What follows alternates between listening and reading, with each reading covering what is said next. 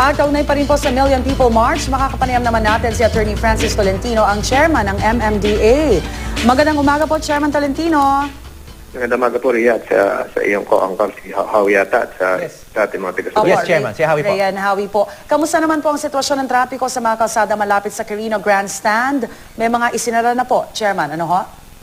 Tama po, ang report sa akin, maayos naman po yung mga tao, may mga naglalakad papuntang Quirino Grandstand. Yung mga northbound, kumakanan na po sa Quirino Avenue, at yung southbound naman po, hindi na pinalalampas ng Manila Hotel area.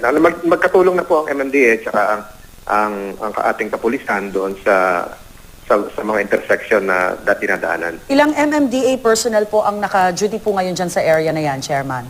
300 po yung dineploy natin, pero katulong na po rito yung mga paramedics, katulong din po rito yung maglilinis pagkatapos ng event, katulong din po yung mga enforcers, at katulong din po yung nagdala ng mga MMDA portalets.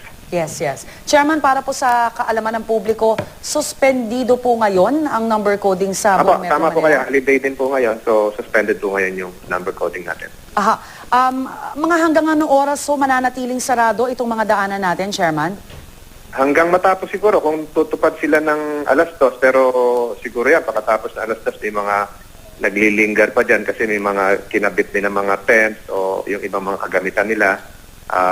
May panahon pa ho para ligpitin din yan. So, tingin ko dito, mga past 3 po ito. Aha. Yung mga alternatibong ruta ho natin, nawawar naman po agad yung mga motorista kung saan po sila dapat dumaan? Publicized naman po yun. Hindi dapat pasukin yung area ng lampas ng Anda, yung P. Burgos, yung Calao. Sa ganun po, hindi sila magambala sa traffic. Alright, Chairman Tolentino, maraming salamat po. Magandang umaga. Salamat po. MMDA Chairman Attorney Francis Tolentino.